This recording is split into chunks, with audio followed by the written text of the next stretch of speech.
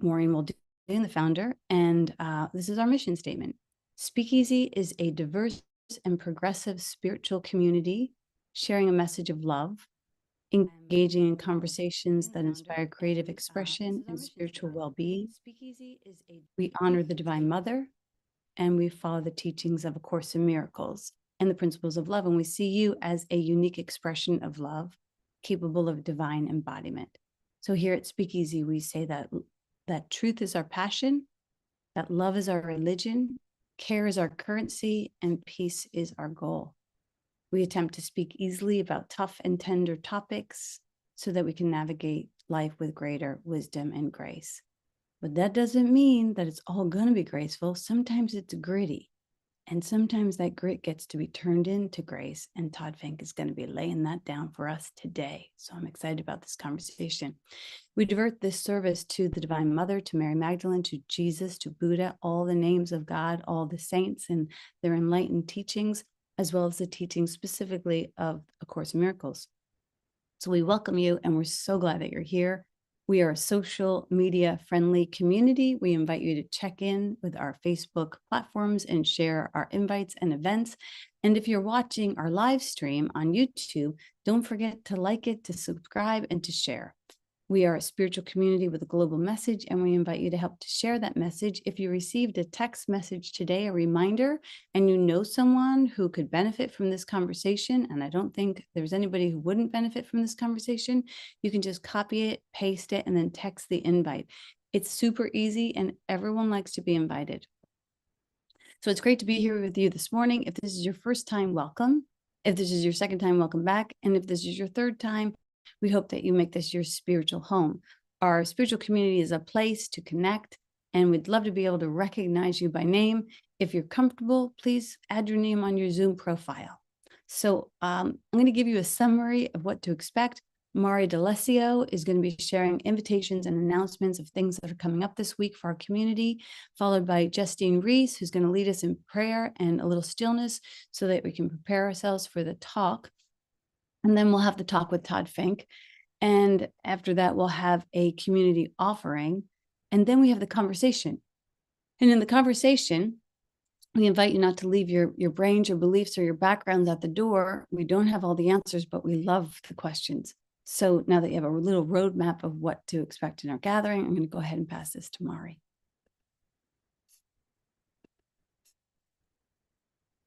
Day to all. We are a virtual community offering daily classes and events on Zoom to support you through your spiritual journey during the week. Most of our classes are free or on a love donation basis, and some of the many opportunities to gather include tonight and Thursday night at 7:18 p.m. Central. You can join us for Sacred Sanctuary, a contemplative practice of prayer and meditation for peace and forgiveness. And then on Fridays at 7:18 p.m. Central, we gather to pray and close out your day in gratitude with a gentle reminder of the A Course in Miracles lesson of the day and an invitation to the Divine Mother to tuck us in for peaceful sleep tucked in with our Divine. Both offerings are led by Jeannie Laporte. And registration is now open for the next round of Miracles Live 365. We wake up 365 days of the year with the tribe of mighty companions to study the workbook lessons of A Course in Miracles. We begin January 1st on lesson 1, so don't miss the opportunity to join us. All of our classes and program details can be found in our calendar of events. The link will be in the chat, and when you see an offering in the calendar that is of interest, just click on it. The details and registrations will be there for you, or you can always go to our website, speakeasyspiritualcommunity.com. And I pass to Justine. Thank you. Good morning, everybody, and welcome. I thought it would be interesting to, in this season of giving, to focus a little on being here and receiving.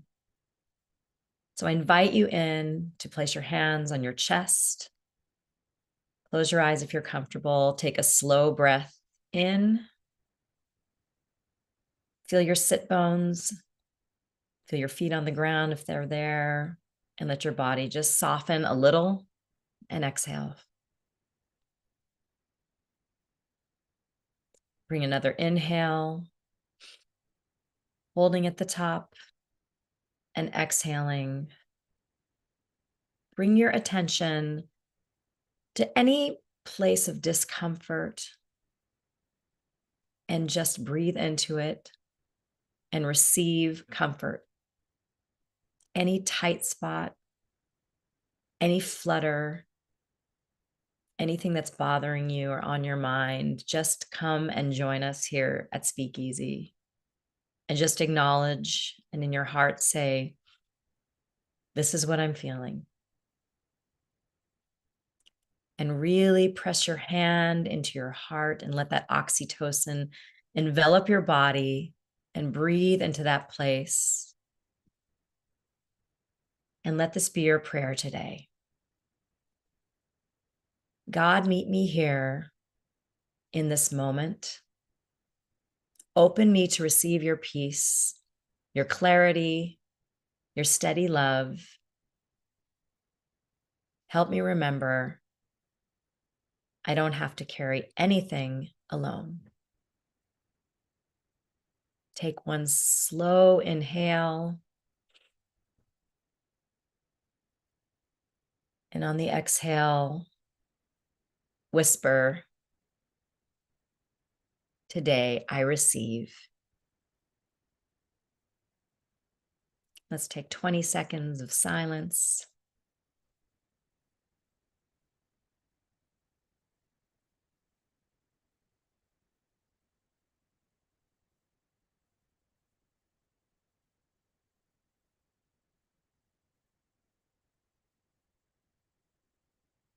Thank you for allowing me to receive. Amen. And so it is.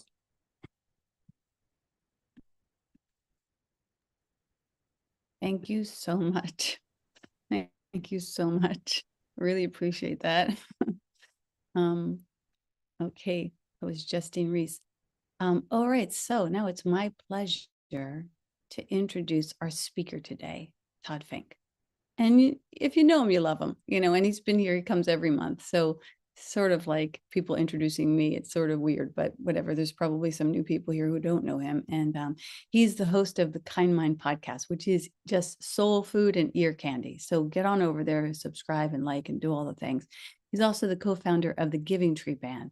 He's a licensed therapist who holds certificates in addiction counseling and mindfulness meditation teachings. But God, that just like flies over the surface because this man is deep.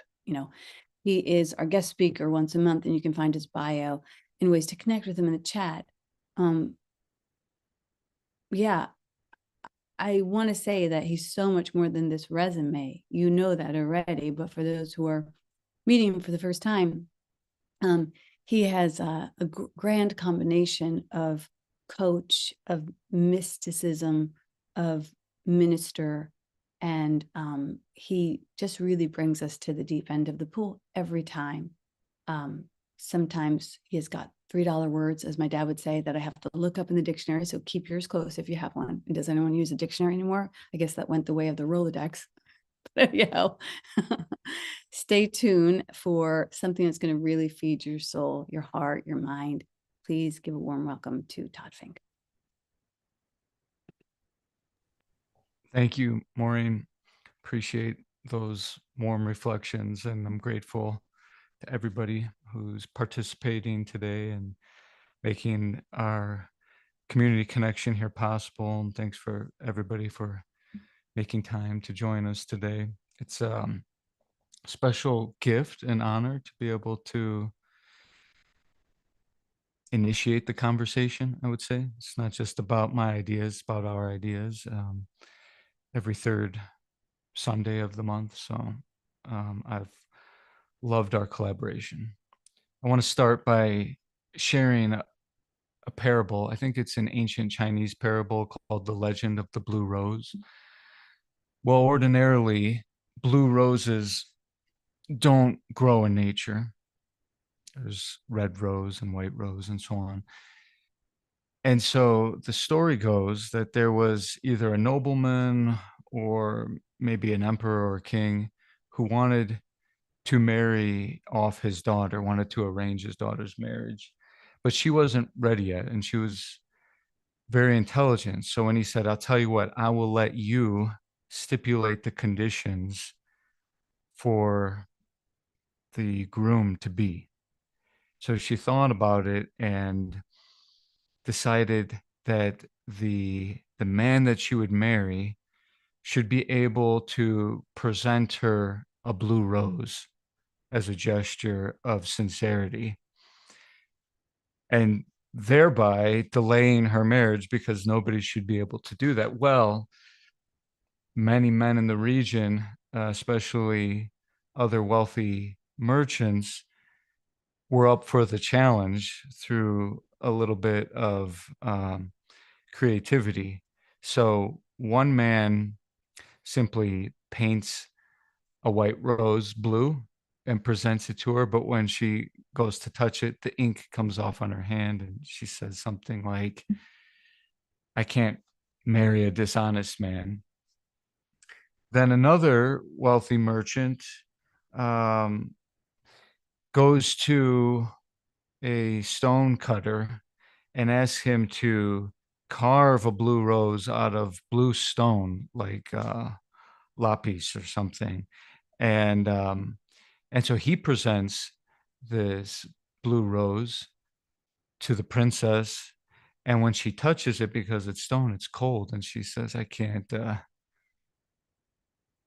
marry a man whose heart is cold like this stone. So he's turned away. Then a third cunning man goes to the court magician, and he says, is there any way, he asks, is there any way I may be able to present a blue rose, and the wealth that I would inherit from the family I will split with you, he says to the illusionist, the magician. So the magician takes some time and he builds a box using light and prisms and holographic content, so that when the princess looks into the box, she should see the appearance of a blue rose.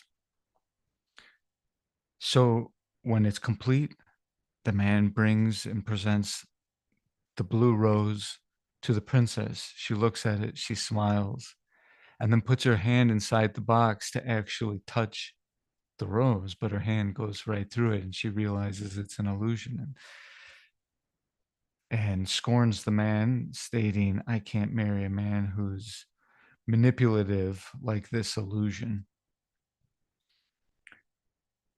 Somewhat relieved, but also sad because of her circumstances, she sits down in the garden, and her friend, the gardener, is there.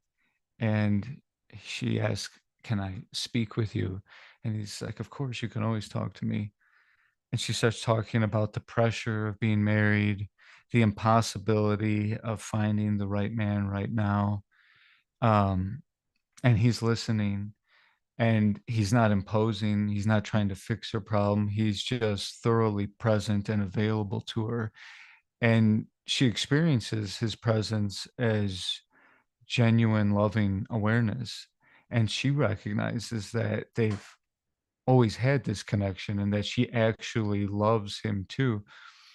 And says, I wish I could marry you, but I've already set the conditions with my father. And he said, if a blue rose could bloom, it would be in the maturity or the truth between us. So he says to the princess, I'll tell you what, I will bring the blue rose tomorrow before your father and the court, and I'll ask for your hand in marriage if that's what you want. She doesn't know how he's going to do it, but she agrees. So the next day, the court assembles. The young gardener comes with an ordinary white rose, presents it to the princess in front of everybody, and said, and ask her to marry him, and professes his love to her. And the princess says, now that's a blue rose. So that's the end of the story. The point ordinarily is about authenticity in love, but I engage with this story in a totally different way. I think about how little free will we actually have. If you go through the timeline of the story, the father is imposing the marriage on the daughter. The daughter can't actually choose, um, in the libertarian sense, whether she agrees with that proposition or that stipulation or not. Then her mind dictates the terms. The men come and present these false roses. She can't help but know that she authentically loves the gardener vice versa, and then violates her own supposed rule of the blue rose. So it's interesting to me to, as a reflection on life, to notice all of the physics happening underneath what we believe to be our consciousness. And at the root of all this, which I want to talk about today, is breathing, the most immediate link to our life. Breathing, among all the visceral processes in the body, like heart rate, digestion, metabolism, and so on, endocrine functioning. Breathing is maybe the only or one of the few visceral processes with dual governance. What I mean by that is most of the time, our breathing is controlled by the medulla oblongata, lower in the brain. And so respiration is running autonomically. The medulla adjusts the rhythm according to CO2 levels. It regulates when to inhale and exhale like a thermostat or a silent custodian sweeping the floors of our body's basic needs. In other words, we don't decide to breathe. We are breathed. And that's an important distinction, which is why we're breathing even when we acknowledge we're totally unconscious in sleep, especially deep sleep. But when we consciously breathe, even for a few full cycles, the command shifts upward to the cortex, and specifically the prefrontal cortex, an area associated with intention, attention, executive functioning. This act of choosing to inhale transfers the agency to a higher order of consciousness, not just a higher part of the brain. And that shift matters because if you're breathing automatically, autonomically, it is likely that the rest of your life is also automatic. Automaticity. Can we spare a moment to observe this automaticity masquerading as presence? When breathing remains in the basement, so to speak, of the nervous system, everything stacked above tends to remain mechanical too. Thoughts are running in habitual grooves. We have something like 60,000 thoughts per day. 80 to 90% of them are repetitive. Most of them are negative. Our emotions are like factory settings. They're predetermined ancient algorithms. It's not like I'm the only one that gets angry among all human beings or afraid or worried, or disappointed and so on. And so our responses, mostly directed by our moods, become reactions instead of choices, but they feel like choices because our mind generates a story which becomes our sense of authorship and our identification with everything that's happening through our bodies. Notice, for example, how we spend more time reflexively defending our opinions than we do questioning not only that opinion itself, but why we have an opinion at all, why we have opinions in the first place, which by definition is distinct from facts. So the person doesn't even know they are asleep in this sense, because the sleep feels like life. Autonomic functioning creates a simulation of being present, but not presence itself. Most people assume what I'm talking about as awareness.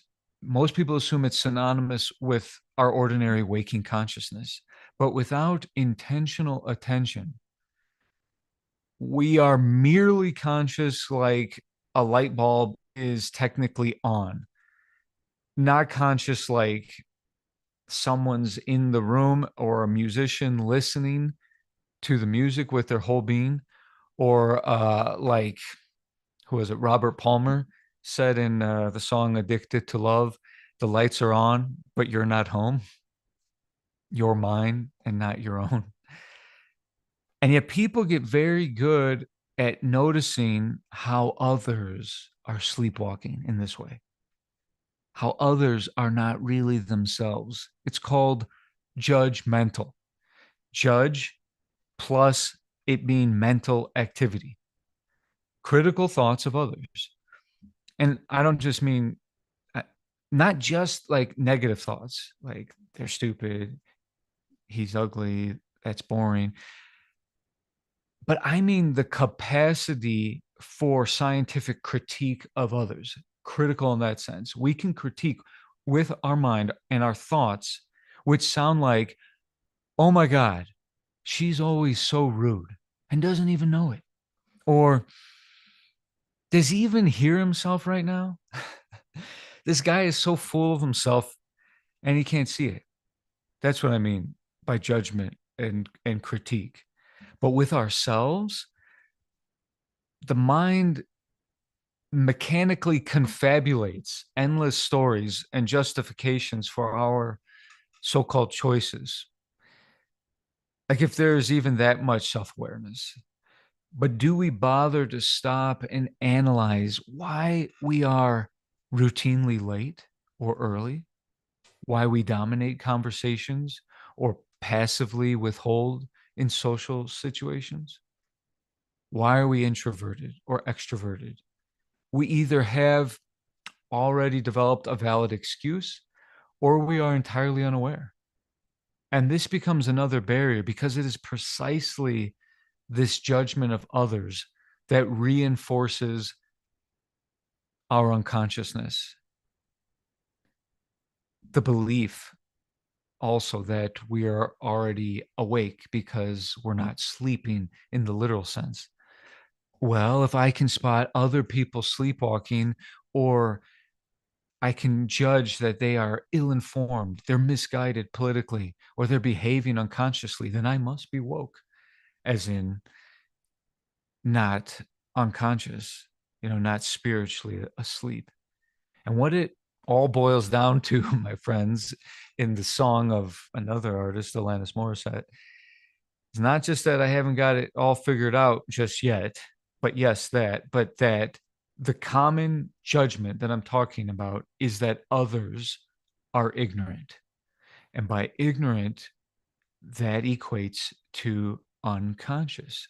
Ignorant. I'm neglecting something. I'm unable to attend to something with my senses or with my mind. Again, this is what the mystics mean by the world is asleep and what is meant by spiritual awakening. The Russian mystic P.D. Ouspensky said the greatest barrier to consciousness is the belief that one is already conscious. When one realizes they are asleep, at that moment they are already half awake. In the Bhagavad Gita, there's a verse that goes, what is daytime for the ordinary person is nighttime to the yogi, and vice versa. Because what ordinary people feel is, I'm awake. The yogi recognizes that is the world in its automaticity. That is mechanized life. That is sleepwalking. I can remember my time visiting many ashrams and living in ashrams and thinking and eventually becoming aware, directing meta attention. What is my mind doing? What are my thoughts doing? But thinking things like, gosh, this guy eats a lot.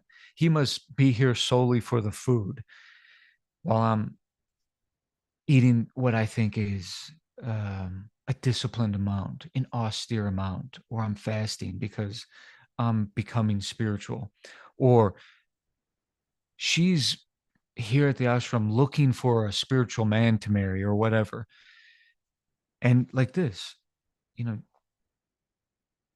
habitually, uh, reflexively judging people until I started to really observe my mind. And this was like drinking from a polluted stream. I remember wanting to vomit as I noticed it, and also became familiar with the involuntary nature of this.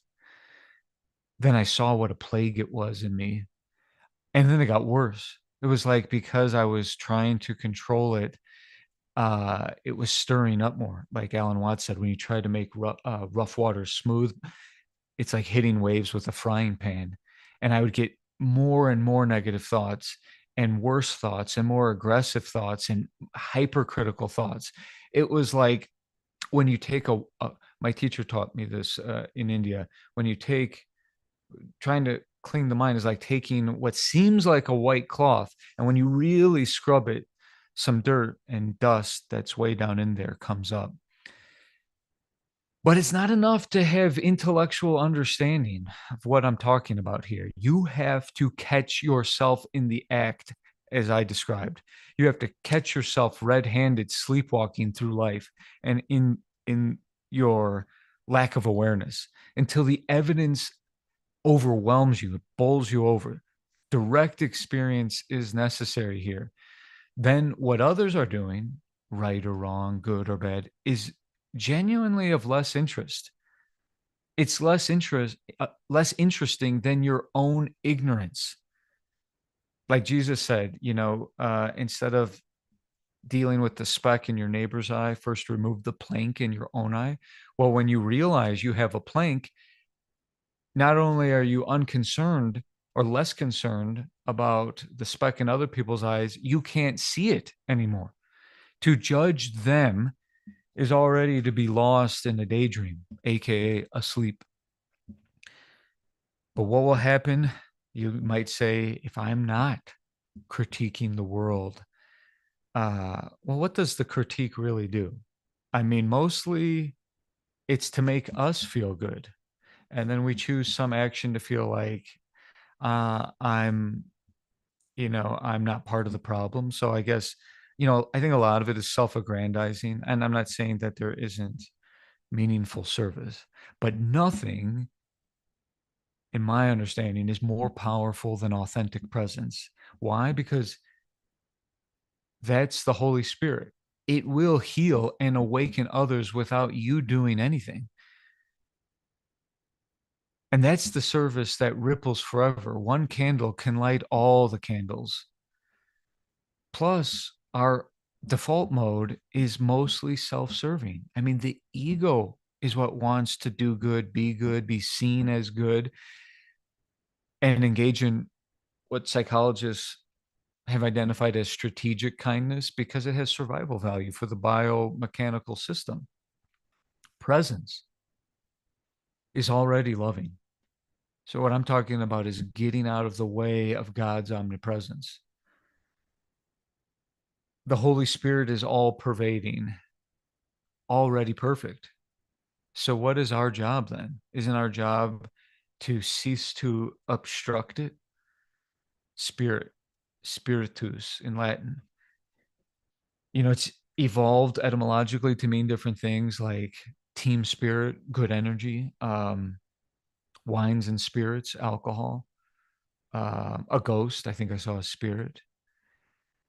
But the root, spiritus, its first and original meaning meant the breath.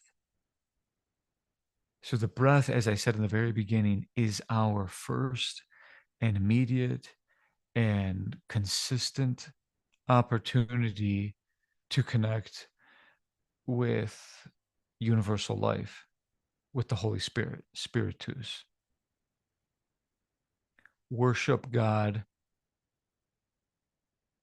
in spirit, in breath. And that will send this order of command up, up, up the chain. That's what we mean by higher consciousness and lower consciousness. It means autonomic breath in the medulla, and it means presence in the cortex. This sacred friction, as mystic or charlatan you pick, Gurdjieff, he called it sacred friction, where it provides data about where our consciousness ordinarily sleeps. Because when I sit for meditation originally, my body protests. It's telling me ordinarily you would be doing some habitual movement here. It's like what I learned is when I'm realizing, hey, meditation would be good for me. I'm doing laundry thinking, I got too many jobs. I need to be meditating. Then I'm meditating in my mind saying, you really got to finish that laundry. But this shows us where the body is sleepwalking. Humans are not born awake in this sense. We wake through effort against the collective inertia. Sacred friction. Let me deconstruct that a little bit more. Friction, a meeting of two forces. In this case, the autonomic impulse to sleep, to hand over the reins to physiological forces, to preordained instincts, and the intentional counter impulse of the mind towards wakefulness. Without the counterforce, we simply follow the rut of habit. With it, awareness keeps striking the mechanization until sparks appear. Just as you can't start a fire without rubbing two sticks together, you can't ignite this awareness without this friction. And that is another way of saying the fire of illumination. What's in the way? There's a bunch in the way at various levels, at the physical level of instinct, at the mental level of belief, at the cultural level of society, and the mechanization of the social order. And this, shifts culture to culture, generation to generation. We have entertainment that has really supplanted solitude. I mean, for hundreds, if not thousands of years, when you were alone, it meant you're alone. There's nothing to turn on. There's nothing to connect with virtually or digitally. It meant solitude. Maybe you could read, maybe you could light a candle, maybe you could go for a walk. So that's different. Dopamine. We have so many tools to manipulate the dopamine in our synapses, and that is hijacking what previously was known as meaning for the organism. Our routines, they've replaced wonder. We drive, and the course is totally dictated by the GPS. We may walk in the neighborhood, but people run on treadmills for a specified amount of time to burn an exact amount of calories. Routine replaces wonder. Even meditating, eventually the ego takes over and integrates the meditation into identity. The ego can never be anonymous. Its very substance is identity. So even meditation then, when it's done as a mechanized ritual, as a performance, as an escape, as a form of self-improvement, just becomes another smoother gear in the machine. Meditation can start as sitting awareness, like I described earlier, because it violates our machine's instincts and automaticity. The mind and the body will protest and say things like, I can't do this. or I can do this, but just for a minute because I got important work to do. Or just simply sitting eventually while the mind just drifts off and continues its judging until the body is uncomfortable. And then the mind formulates thoughts to justify why it's time to get up. Most people never question the automaticity of their lives because the collective sleep all around us reinforces this as a trance effect. If everyone around you is moving in the same patterned momentum, all this, what I would call inertia, is normalcy. The sleepwalker doesn't know they're asleep. And I don't tell this to anybody. I don't see any point in bringing this up, except here we're a spiritual community. And the Course in Miracles is about waking up. So I'm operating here under the pretext that that's what we want to talk about. That's why we have a subculture, because the rest of the world is sleepwalking. And we care about that, but it's also not helpful. It's not always safe to wake a person up or to get in the way. But because the room is full of, not this room, but every other room we find ourselves in, because it's full of sleepwalkers, it's easy to forget this. And I can hear it and see it in everything with me. You know, I had a conversation the other day about play therapy with children, and a question came up: should you sit in a chair or should you not sit in a chair while the child is acting out their play and working or expressing metaphorically their trauma? And the mentor says, sitting in a chair, not sitting in a chair, tomato, tomato. And I noticed, like, this is just another way. The question and the answer is just another way. How can we make this unconscious? And I said, well, in my experience, sometimes sitting in the chair while the child plays makes me a world away, when really I'm supposed to be bringing presence and safety through my presence to the child so they know they're safe enough to play. Other times, if I don't sit in the chair, I'm not doing the play right. You're the patient now. You sit in the chair. I'm the doctor. There's no one way. Unless you want to go back to sleep, you know, in the work, so to speak, to sleepwalk through it. And sometimes when we're working for no apparent reason, this friction starts. One of the most profound spiritual moments of my life was a time when I was in India, and the monks instructed us to do some manual labor that day. That was the deal. You know, I'm staying there, I'm eating their food and I'm taking their instruction, receiving their training.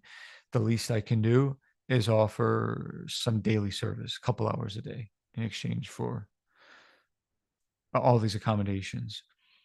But that day, the work was take this pile of bricks, debris from a demolished structure or building, and just take them over to this other side of the field and just make a pile there. Why? No reason. We just don't want them here.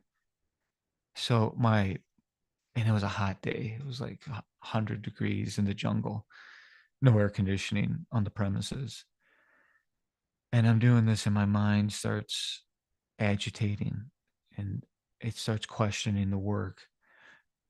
And if I could recall what those thoughts might have been, it was probably something like, what am I doing here? I could be back home. I could be watching football. It's Sunday. I could be watching football in the air conditioning, the beginning of summer, or it could be with friends. I could be at a cafe. I could be having a smoothie right now. I don't want to be here. And in the next moment, I look over at a buddy of mine from Poland who was with me, and he's whistling it looks like he's having the time of life with this heavy basket of bricks on his head, sweat dripping down his face. Um, Goofy guy, but ultimately I found him to be a very highly spiritual friend. But I looked at him and I'm like, if he's doing the same thing I'm doing, he's got the same weight, he's in the same jungle, he's at the same place, same seemingly pointless task. Why am I miserable and he's happy? I must be the variable. And my thoughts are the variable. And that was friction. And it illuminated something. And then I was awake in that moment. I was present and I was happy. Not like happy because something feels good. I was happy because I am. And of course, it didn't last, then it dissipated. And because mechanization is always available, that's the thing about what I'm talking about. There's no destination. I'll come back to that in a little bit, but I want to also share another time was when I was really drunk in college. And I couldn't go on any further. Friends and I were bar hopping and going to parties and stuff that Friday or Saturday night. And I stopped. I told my friends, I can't keep going. I can barely think or talk. I'm so drunk, I can't even be myself. And some friction stirred something in me. I can't be myself if I'm this drunk. Are there two me's? If I cannot be myself, then that self or ego was never me. If I can't be that, or I am that, and I can never stop being that, which is it? Well, this led to many years of what I thought was choosing sobriety, because that was also coinciding with, I don't, this is too unhealthy. As well as vegetarianism, I had some cardiovascular disease and hypertension, so I became vegan eventually. Both of these became another identity of health for me, and my ego hung its hat really neatly on it for decades. It allowed for unconsciousness to rule in those spaces. I am vegan and drug free. Anyways, this isn't a criticism of being healthy. It's just showing how subversive the ego is, which leads me to one other moment of um, profound presence.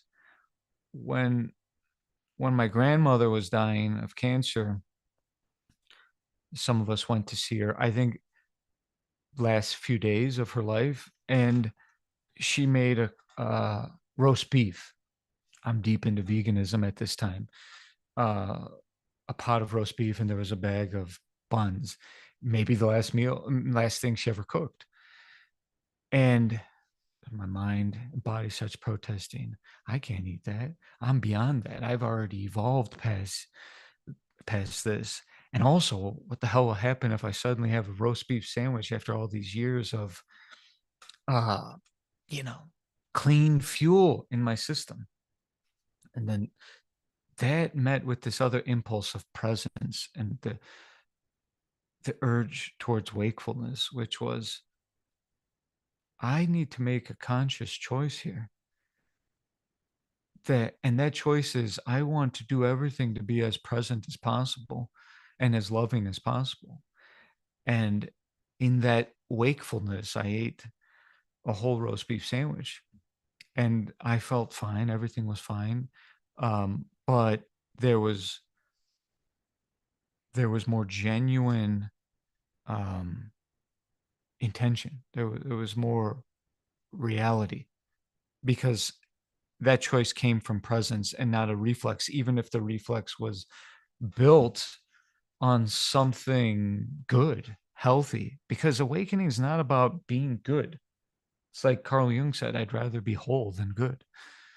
So I want to wrap up by highlighting some steps to this, where life has given us opportunities for sacred friction. The tension, the discomfort is the opportunity for illumination. Number one, thoughts. They claim to be important, every thought, and it demands to be believed. which is what generates the illusion of authorship. If you are the author of your thoughts, or anyone's the author of the thoughts, shouldn't they be able to set down the pen and stop thinking whenever they want? But because thoughts are involuntary, you cannot be the author.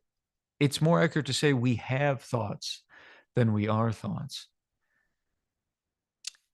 So they're no more your identity than the weather outside. You can watch your thoughts just like you watch the clouds. Thoughts are also outside. They are outside of awareness. If you tune into this, then you can watch them. But more importantly, less enmeshed with your thoughts. When I first noticed, this plague of judgment, I was still enmeshed with that meta attention, and I felt sick. But eventually, after the thoughts generate more thoughts about elaborate stories to justify your earlier thoughts, your every opinion, your belief, and then what builds on that is your attitudes and your decisions. But get freedom from identification with this, and every thought is an opportunity to recognize the automaticity of the thought. Secondly is physical discomfort, which is constantly happening as those of us my age and older get to live on. But must every pain need immediate relief, or can I sit with it and not just, I'm not talking about ignoring or neglecting genuine medical concerns. I'm like, this itch,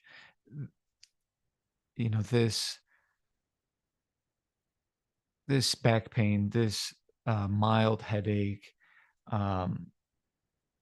this hunger. Can I sit with it for one moment? And then that extends out to the mental discomfort. Yes, I'm grieving, but do I have to push it away with drugs? Do I have to escape from it? Do I have to take it out on another person? Do I have to project it on someone else? Do I have to demand that somebody relieve my loneliness in this moment? Can I sit with my grief? Can I give it grace? Every desire means you want reality to be different. Desire blocks presence. The author and businessman Naval Ravikant said, desire is a contract that you make with yourself to be unhappy until you get what you want. And third, habits. If you know your pattern is to always be late, start deliberately arriving early everywhere. And then notice the friction. Your mind will protest. Maybe some of your minds are already protesting when I even suggest this. Like, I got so many responsibilities. Does he know what it's like to have this many people needing you in this many places? Or be silent if you always dominate conversations, or be silent in the kind of conversation that you think you're an expert in, and rule over everybody in those situations, or fast while everyone enjoys a delicious meal. It's not about being somebody who can fast. It's about fasting when your body is demanding something else to create friction. Go for a walk to nowhere. Do hard manual labor like I did that day for no reason. If you haven't meditated, sit still beyond the point where your body demands you get up. And whatever other routines you can violate for the sake of sacred friction. Not to make life miserable, to wake you up. Just like we might wake up at night if we hear a noise, or or the temperature gets too cold in the room, or we have to go to the bathroom. In spirituality, something must stir us. I was always shy in classes, all my education until grad school. I never asked any questions. Why? I never investigated it. Other students can't go 5 minutes without speaking. So that leads me to the fourth one, people. Every person you meet is an opportunity to be present. But on the road, you already could know that you're going to get road rage? If you already know it, is it really about that particular traffic? Or is it already something dormant in your automaticity? At the grocery store, just people in my way. No, these are humans like us with real lives, real dreams, real loss. So especially the people that rub us the wrong way, there's a rub. There's opportunity for a spark. And finally, come back to the very beginning. Our breath is always there for us to pay attention. Imagine if we didn't need 20,000 breaths per day. All right. Like, we enjoy eating, most people ordinarily, but you eat, several times a day. People enjoy drinking, you drink several times a day. People love to sleep. You sleep once or twice a day. Very few people talk about breath and loving it in the way they do these other three things that you need every day to survive. But imagine, I think it's because of how many breaths we take that it becomes more and more autonomic. But imagine if humans needed precisely one breath to survive. Don't you think life might revolve around it? We have a bedroom, we have a kitchen, we have these rooms to eat and drink, but we don't necessarily have a breathing room. We should have a meditation room for breathing. If we had to breathe exactly one time, I bet life would revolve around it. You might even get asked out to breathe and be like, no, I already took my breath with the kids this morning. But that is every breath. It's not that it's less peaceful, less enjoyable. It's autonomic.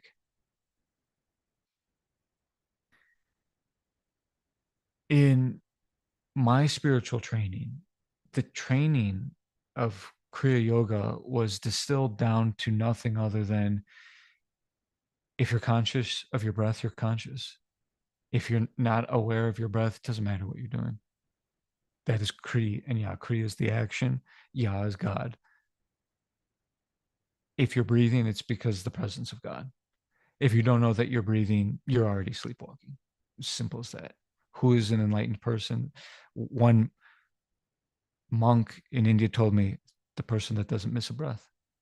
So this is an invitation to awakening, though it's baked into the cake of life. For example, I don't want to die, and yet I know that it will be imposed on me. This is certain friction. Therefore, death will be my best opportunity for wider awakening, because deep down, I'd rather die consciously than live forever asleep. Do you dream? Or are you dreamed? When we wake up from dream, ordinarily the dreamer doesn't control it, right? That's why people tell their dreams as if they're telling what they thought of the movie they saw. But in the dream, the same mechanics are there. The dreamer in the dream doesn't say this. They take everything as real and their choices as conscious acts. So it all starts with the breath. If we're not aware that we're breathing, we're just not aware. Freedom, then, in the spiritual sense, cannot be a condition, right? Because if it's a condition that came, it could disappear. Where a condition where whatever you can do, whatever you want to do. No. That's the ego talking, because that's being lost in a dream, and we're not free in a dream. Ordinarily, when we're not lucid. Freedom then means unidentification with the phenomena, with the machine. And I'll conclude with this. Awakening is so humbling and so liberating, because after years and years of practicing breath awareness, of breathing meditation, the mechanization, the automaticity of life is still right there, ready for us to go on autopilot. This is why the Zen master Shunryu Suzuki wrote an entire book on this that I love, called Zen Mind, Beginner's Mind. So that's what's humbling about it. And yet this is liberating, because there is no destination. Consciousness isn't a destination we arrive at. Therefore, there's nothing to be striving for. Consciousness is not an endpoint. All right. Thank you. I look forward to discussing more. Wow, thank you. Goodness, that was a lot to take in. And I have so many questions for you. I'm sure that everybody's going to have a lot of questions. So we will get to those questions in just a bit. I did want to say, though, that if a woman says, bring me a blue rose, she's allowed to change her mind. It's a prerogative. She gets to say what color is blue in the end. So I sort of like that. I mean, that's freedom of will. So I like that too. Good point. we're going to hear from Mari. She's going to give our giving statement, and then we'll come back to you. So start thinking about, or if you haven't already written down some notes of clarification or things you want to add, start thinking about that. I'll pass it to you, Mari.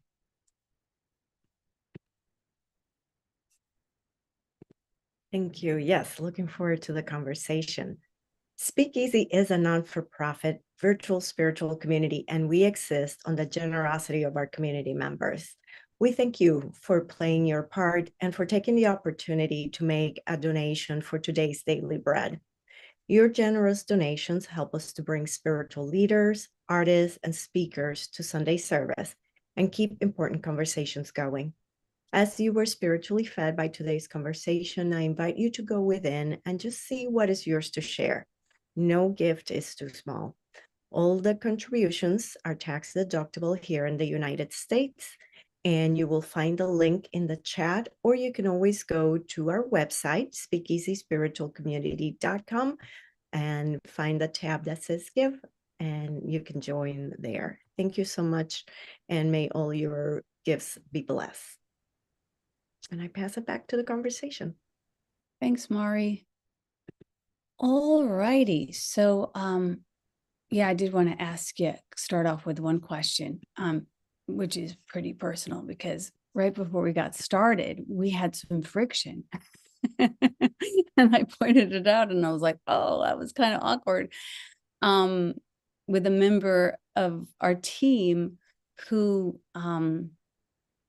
it's very transparent, but I don't mind, who was like, Maureen, you're really cool when everything goes well, but when things don't go well, fill in the blank. And I was like, wait, what? Like, I didn't feel like that was true.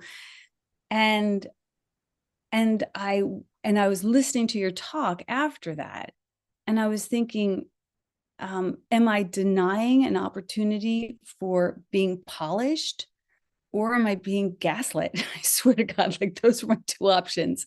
I'm sure there's a middle road between the two of them. But when I went to the Holy Spirit during your talk and said, like, what was that friction?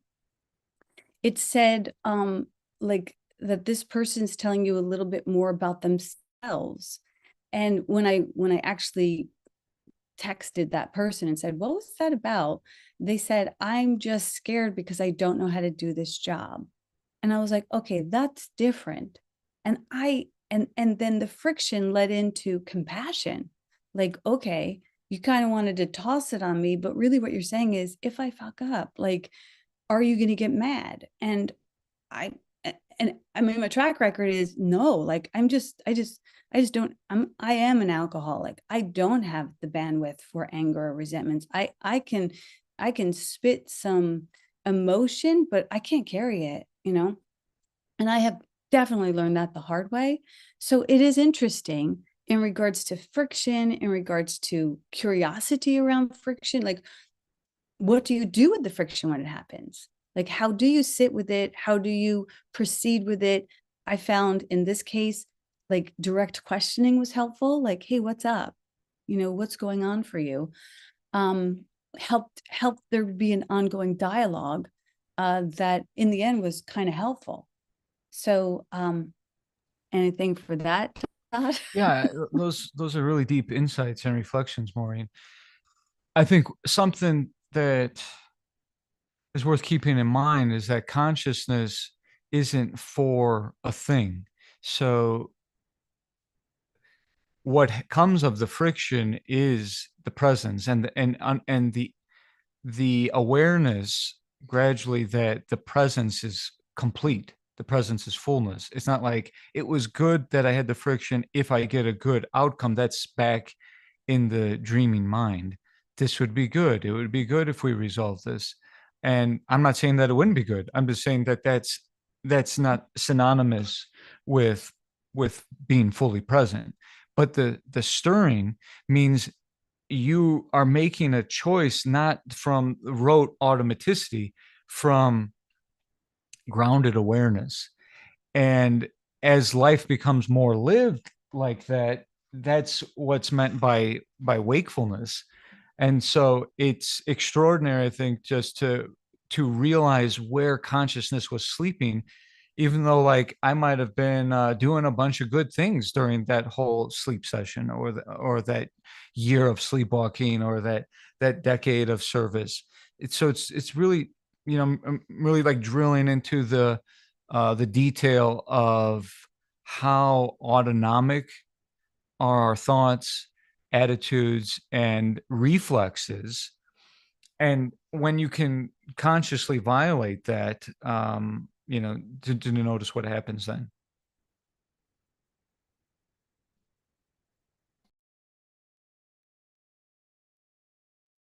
You're I think you're on muted, mute. Molly. I think we all come here, absolutely, at least to get liberated.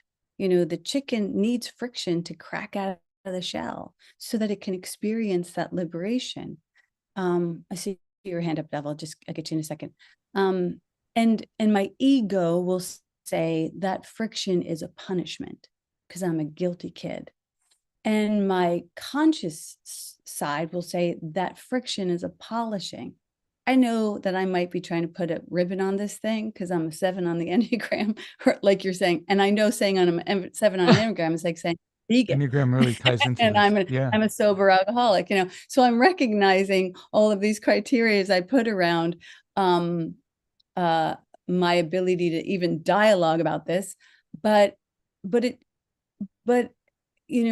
is the desire to not harm myself in the making of this dream, and in the desire to not harm myself in the making of this dream, I do want to grow in compassion, and to grow in compassion to see the friction as I mean, like I think about intellectual friction. I think about sexual friction. Like these are things that actually sharpen the knife in some ways. And so spiritual friction sort of sharpens the knife, not to cut anybody, but to cut yourself free, maybe. Anyway, all that. Well, real quickly, I want to circle back to, I want to underline a metaphor that you just gave, which I think is totally apt here, because the cracking of the egg, if an egg is cracked from the outside, the life ends. If the egg cracks from the inside, life begins. And so that's a beautiful analogy that you gave, which Yeah. means that awakening cannot be transmitted. I can't crack you open.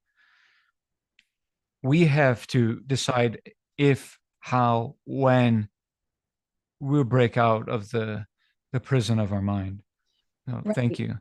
And even if I try and save you, like, when the caterpillar struggles to get out of the cocoon, and we've seen those times when people cut the cocoon, and then the the butterfly can't fly. It's like, I have to let you sit with your struggle without trying to fix you. It's that friction. And man, we live in a trigger-free world that wants to have trigger warnings on everything. And how is that helping us? You know what I mean? Like I was a kid without seatbelts, and with no, no real, I mean, what I'm trying to say is that we've all come through this less, trigger warning world where things just pop the fuck out and hit you down and knocked you over, and you got back up because you didn't have a choice and no one was going to warn you about it. I don't know that that's helping us to have trigger warnings. No, you are hinting at a powerful theme related to this, which is there are levels to this, which, like, there's the physiological level and my instincts and my traumas and my inherited genetics and my lineage story, and there are things happening at the social level and the cultural level. And that also, and that's why some mystics talk about yugas or even ages, or the age of Aquarius or age of enlightenment, not scientifically but spiritually, because there's also a correlation to what are some of the collective themes. Or there's a saying that tough times make strong men create good times create weak men create tough times. So there are some eras of darkness, and there are some eras where people are more generally have the conditions for awakening. I feel like right now, after about 20 years of serious failure at macro levels, I think we are about to witness some new generations entering into their own, with powers that will seem supernatural to us. So when things seem hopeless at the cultural societal level, it's only because we have a certain paradigm of hope, and a new generation born out of that becomes like the lotus growing out of the mud. So yeah, I love all that. I think a lot of that ties in here too. So thank you. Yeah, I mean, it is interesting to think that this is all a symbol. The words are a symbol, the roast beef is a symbol, my physicality, my personality is all a symbol. And it's only Right. the meaning that we make of it that really dictates our experience. And yeah, there are people coming in now who are just not buying into the gender constructs, the time constructs, the rigidity that we have come from of till death do Mhm. us part, and you get this job and Yeah. you are your job. And my kids are like, I don't know, that's not who I am. I don't punch Mhm. a clock. I'm a human Yeah. being. It's kind of And like beautiful. you're saying, the principle of correspondence in Hermeticism, things happening at the macro level are also happening in our bodies. So yeah, yeah. All right, Well well, said. Dove's here, and I'm sure what you got, Dove? Just unmute yourself. Okay. Yeah. In fact, the world is a symbol, and it's a perfect the metaphor of the egg and cracking out of the egg. I think that's a perfect symbol for the world as an egg. Anyway, my question, Yeah. which had from the very beginning when you said it all starts with your breath. And you had an example of breathing through your right nostril, and it goes to the left side of the brain. And I realize that you are the perfect person for me to ask this question. In the last few months, I have developed a unnatural clogging of my left nostril, in which I find it very difficult to breathe except through my right nostril. And I was going to ask you, what can you tell me? I find myself spending an inordinate amount of time trying to clean my left nostril so I can breathe through both nostrils. Do you see anything in that? Thank you, Todd. Thanks, Dove. Good to see you. Always appreciate your reflections too. Well, ordinarily, the amount of pressure in one nostril or another corresponds to the condition of the mind and the body. Now, it's like, of course, if I put something in my nose, that's not true. Or if there's some other medical condition, or I once had polyps in my nose, so that didn't apply. But through alternate nostril breathing, the right nostril is called Pingala in Sanskrit, which means the mind tends to be more active. Even if we're just sitting, it just means there's a energized or restless component or active component. If it's more in the left nostril, you will notice, and this is why breathing meditation is powerful, you will come to notice where your breath is flowing. And in the left, that's called Ida. I remember it as idle. The mind is slower, duller, snoozier. Those are moments where it's like, I really wanted to go to the gym, but it's just, I'm not feeling it today. Well, the mind will then make a million excuses. Tomorrow's a better day, and on and on. And at dusk and dawn, if there isn't something going on with our respiration or our nasal passageway, it will be equal pressure in both. As above, so below. The outer world is at an equilibrium before the day sounds come up and the night sounds conclude. And your mind is responding to all of this automaticity of nature through meditation. Without some nasal blockages, the breath can become balanced in both nostrils continuously and more regularly, which will correspond to the feeling of equilibrium in the mind, which will make it easier to detect the ripples or the waves in the peaceful pond of consciousness. So I hope those are a few thoughts that could be helpful. Thank you so much, Todd. It can also be induced sometimes by laying on one side or the other. If I lay on my right side, I can open up the left channel and relax. If I lay on the left side, ordinarily it can open up the right channel of energy and give people a little bit more activity or motivation if they're looking to work with the energies, because it's not like active or rest is right or wrong. Sleep and activity, sleep and work are both necessary parts of the day. But we do miss a lot of opportunities for equilibrium and peace of mind. So thank you. Beautiful. Thank you.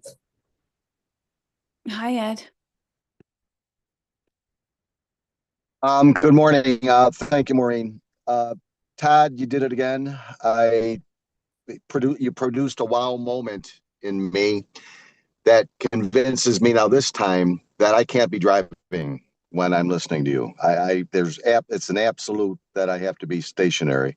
So I'm going to make sure that I schedule it correctly so that I can be doing that, because I would have had 3 pages of legal pad and notes with today's presentation. Physiologically, psychologically, endocrinologically, spiritually speaking, we go down these roads ever since this course and I have met, and I thought I knew. I thought I knew a lot. That's what I believed. Those beliefs have changed drastically. I'll concentrate spiritually, because if I and you may have covered this in your presentation today, but if I heard it correctly, is a spiritual awakening or understanding or awareness, in order for it to happen, is it a requirement that there's some sort of friction? Or would it be that you're teaching that we should take advantage of the friction to aid in our spiritual awakening or awareness? So it's basically, the question is to the friction. And then Maureen chimed in like she so does. I thought we were talking about emotional friction. And then Maureen went ahead and described life as she's lived it, with any number of ways to describe friction. And I can promise you, I don't go a day where I couldn't label something that would be called friction in my life. So specific to the spiritual awakening awareness issue, would you say that friction's necessary? I'll pass. Thanks, Ed.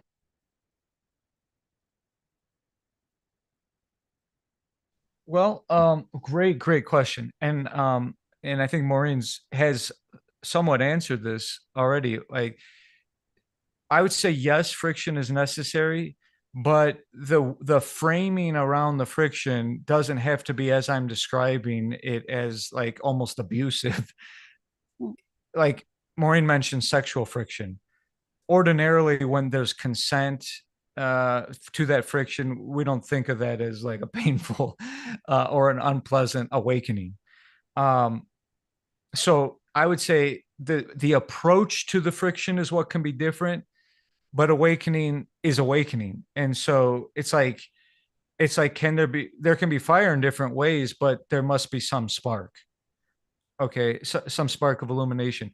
I would say, so for some, the way I'm putting it probably resonates with your nature as something you want to experiment with, but an alternative would be, more like a joyful approach to it. Dancing. Notice how how our automaticity holds us back from joy. Why can't I just all the way dance? Why does part of me got to be thinking about work tomorrow?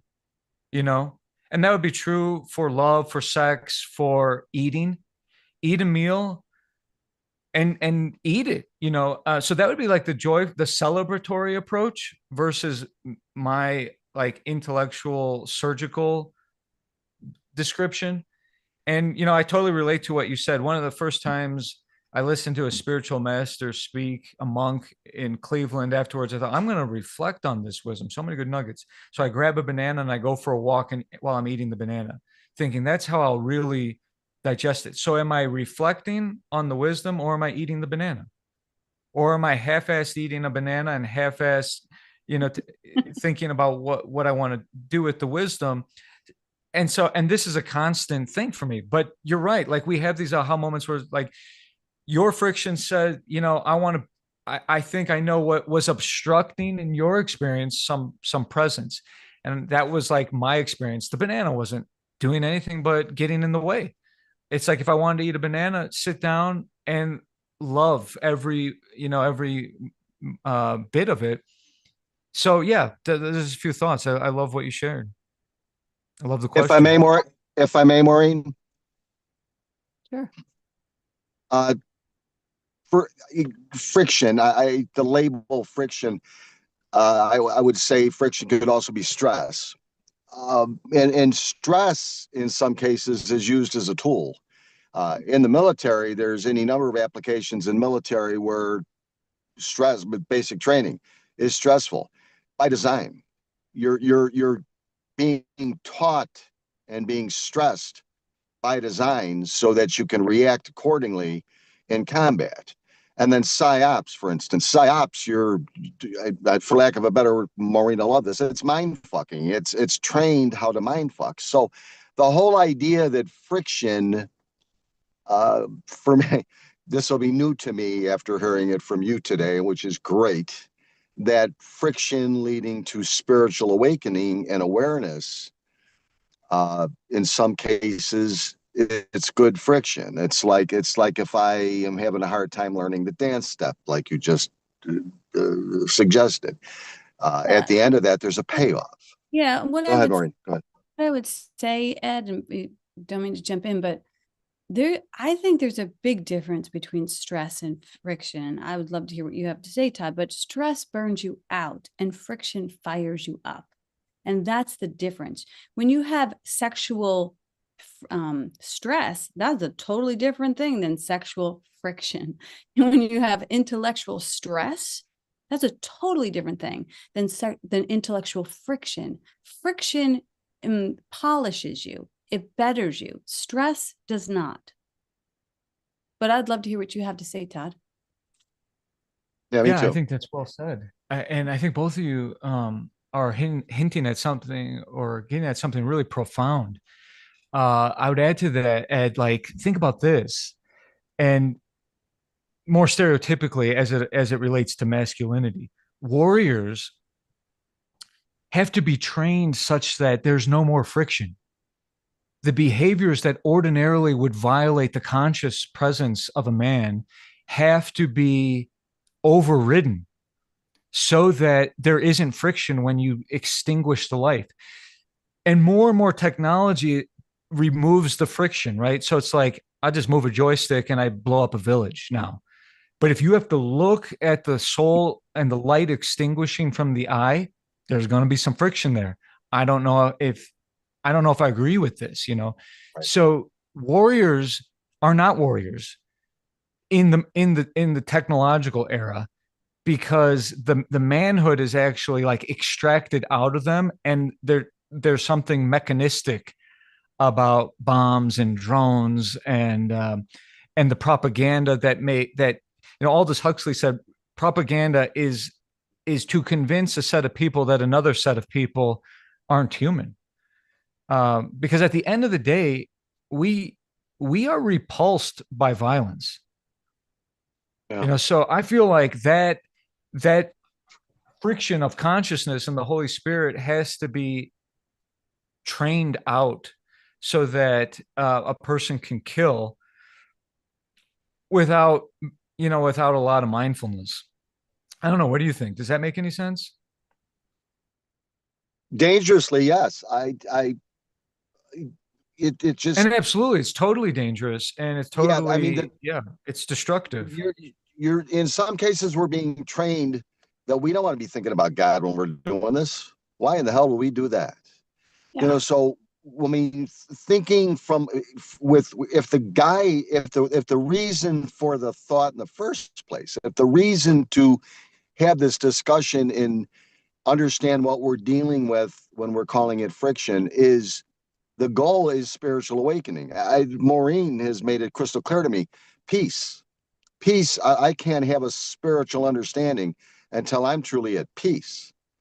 So I mean, it gets even simpler.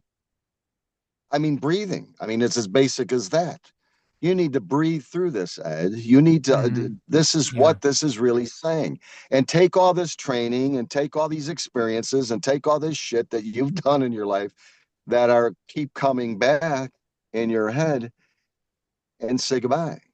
So, I mean, And I yeah, have the discussion just because I've had this, like these experiences. I'm sorry. just real quick, I want to add on to that those things, those modern techniques are not consistent with the way of the warrior throughout ancient wisdom traditions. You know, Right. like the samurai, the bushido, the kensei, the sword saints of Sun Tzu. Japan. Sun Sun Tzu. I mean, you know, Yeah. So, but exactly, because even in the art of war, there's a lot of presence. In the art of peace, by the founder of right. Aikido, it requires tremendous amount of self-awareness, Right. because the martial arts aren't about domination. They're about awakening, right? So any friction in terms of, is there a conflict? It's an opportunity to awaken to something. But that has been perverted, uh, at least in my view. So yeah, thanks for that, Ed. Powerful Yeah, reflection. I agree. I agree with you. I'm going to pass. Thank you too, Maureen. I appreciate it. I'll tap out here. Welcome. So we have two other people, and then we want to close by 12. So if we can just move through them. Robin, good morning. Hi, good morning. Hi, Todd. Thank you for your talk. Hi, Robin. Thank you. Yeah, I guess I'll try and make this brief. A couple really great reminders for me. Like I was a long time practicing yogini, and then I about 11 years ago had like a pretty severe trauma, and so then that cascade of events has sort of like cycled and repeated some pretty other extreme traumas in the last 10 years. And so I've landed myself in a state of panic currently. And so it was interesting that bringing up friction versus stress, that's sort of something that I was wanting to piggyback on and ask about is, so even, I'll just back up for a sec. In this state of panic and some of the chronic things that I'm navigating, and some of the uncertainties of them, there isn't like this what appears to me as like a cycle of, okay, we go through friction and then we come back down and then we like go through some friction again and then we come back down. It's almost like these crevices and then these inclines are what feels so extreme to me, like I'm dealing with like potentially life-threatening issues. And so I'm stuck. Like I feel like I'm stuck between like action and inaction, or surrender and panic. Like there's not this sort of like breathing space of safety of like, okay, this moment that I've practiced for years in my previous part of my life is even accessible. And I'm just curious, like in going back to some of the foundational pieces that you spoke on that sort of spoke to me in reference to my own practices in the past. Yeah, like when the state of what feels like threat is sort of just like keeps happening, like how to navigate this relationship. And yeah, I have other, I'm seeking therapy, I'm doing all these other things, but through the lens of like surrender and spirit, and trying to integrate in that place. I don't know, I just wanted to share from my experience, and just that's what came up for me. Mind if I share first, Maureen? Well, I may first of cry all, too, so I'm just going to I'm going to mute myself for now. I want to say thank you for that vulnerability and how, yeah, sorry I am that you've lived through some awful things like that, and that it makes sense that there would be this stuckness. I think sometimes when our body has panic, it's pretty normal to feel like I'm sick of what my body's doing. It's hard to see any of that as the wisdom of our body. And now, second thing, coming back to all the things that like you and I have learned in yoga and meditation, probably the friction for awakening, born of presence, it's like something that people don't realize that I do as a clinician in psychology is that when we all close our eyes, we don't have the same experience. For the person who closes their eyes with trauma, they're asked to be present with a storm. We think going to the beach is peaceful, but it's not peaceful if there's a hurricane. So for someone else whose beach is always tranquil, I don't get it. Why don't you just come back to your practice of sitting at the beach? It's like, because there's a hurricane there, you know? So what I'm getting at is it's okay to give yourself some extra grace with how you might reconstruct your contemplative practices.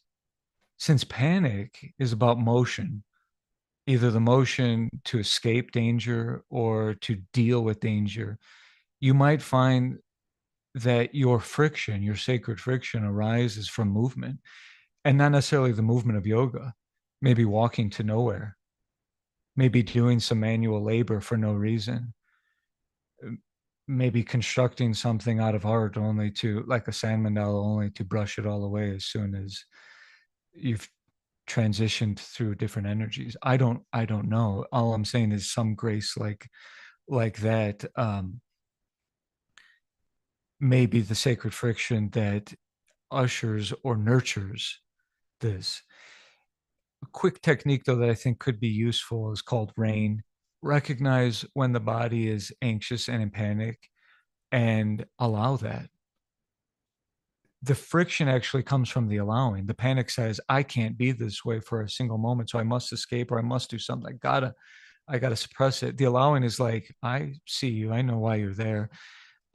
And sometimes we don't know why it's there. So the I stands for investigate, because you might feel I get anxious for no reason, and yet your midbrain has recorded data about your trauma that you're not conscious of. So if that's anywhere in the environment, it's triggering panic.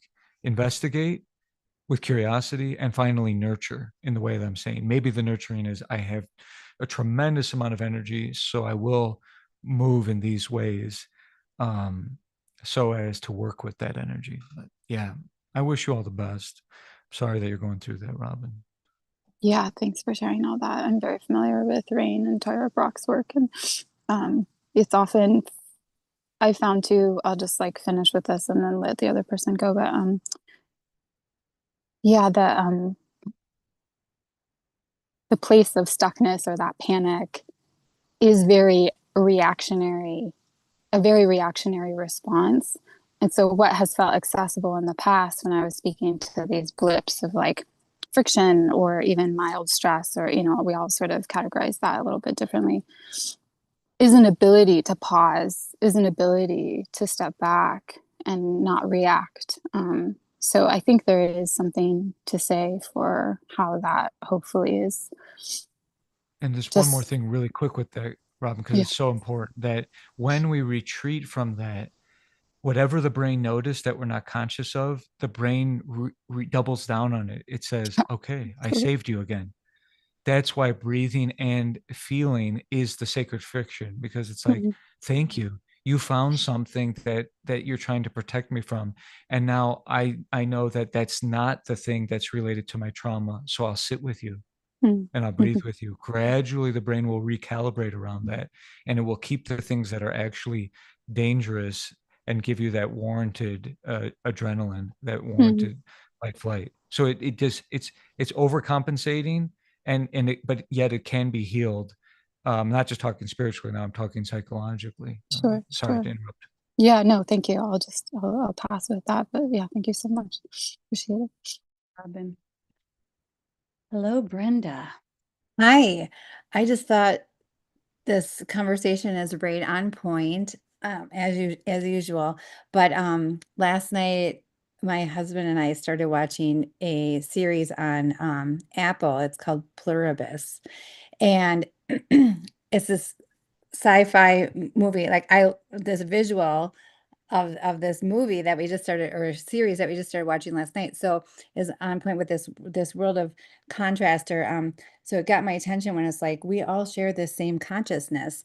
And so they have they get this alien virus that gives them this hive mentality, like that they're all thinking on the same consciousness level, and in this world of utopia, and there is no contrast or friction, and except for like 11 people or 12 people in the whole world. So in the course, the main character didn't catch this virus, and it's driving her crazy that these people are all just coming from this state of no friction. And anyway, so right on cue. Is it a comedy?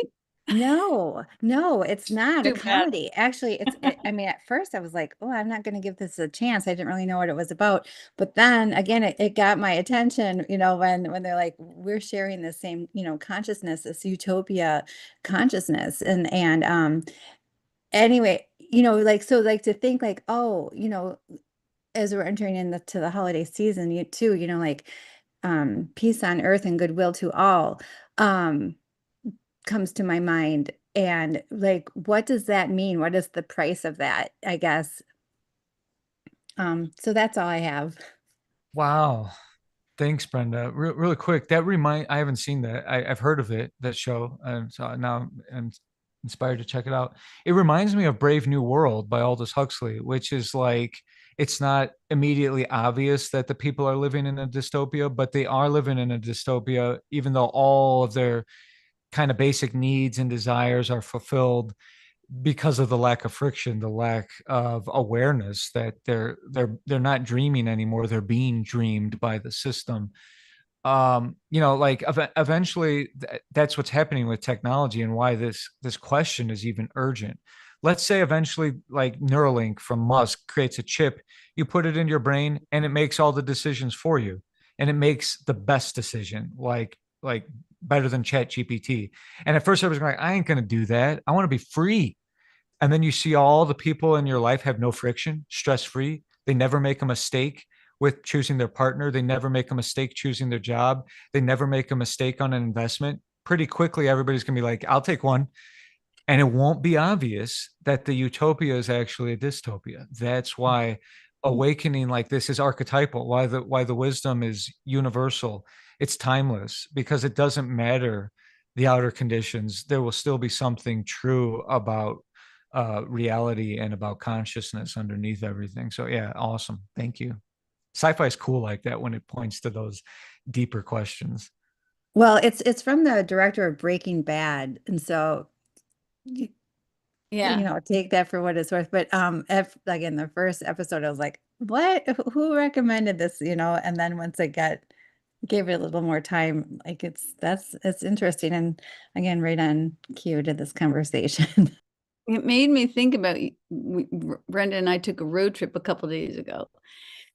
And she's like, she got this new car that's electric and super smart. And she's like, I can say to it, look for an opening. And I'm like, you can do what? Your car can look for an opening in the traffic? And like, how do you trust that? You know what I mean? Like, it's so interesting. Like those scenarios that you just brought up, Todd, they're like present tense. I can't tell you how many people 20 years ago, maybe it was 15 years ago, said, I'm never doing one of these smartphone things. I don't want that kind of intrusion to my life. I don't want to be looking at my phone. I'm fine with a flip phone to call who I need to. Yeah. It's all subtle how it, yeah, you're right, how it happens. Eventually there'll be the smart brain. But what's the fundamental question will still be the same. Who are we? What are we? Yeah. What is true?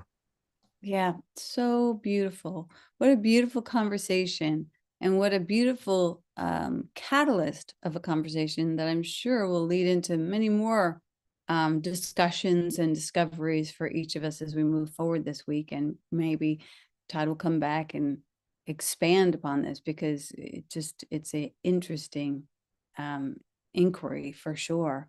Thank you, everyone who came to share. And I think we're going to close in prayer. Any final words, Todd, Fink?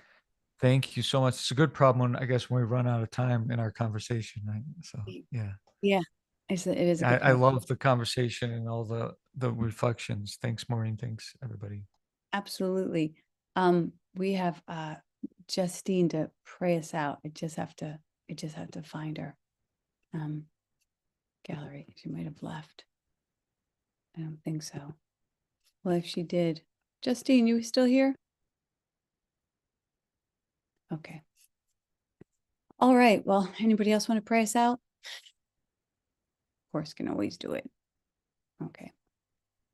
Well, I just take a moment to say thank you for all of this that has been given, asking the Holy Spirit to help us to continue to assimilate these ideas, these invitations to be polished over punished, to use friction as an invitation to a greater awareness, and to even allow ourselves to use it as a classroom where we will meet up with it. We will meet up with it. How do we dance with it? How do we enter it? How do we invite it in, even as a possibility of spiritual assistance and awakening? I ask the Holy Spirit to continue to bless each of us as we go this week, to heal what needs to be healed, to reveal what needs to be revealed, to release what needs to be released, to embrace what needs to be embraced in each of our lives, so that we can be grand extensions of God's love. And so for this and so much more, we give thanks and we let it be. And together we say, and so it is. Amen. Amen. God bless. Have a beautiful week. Bye.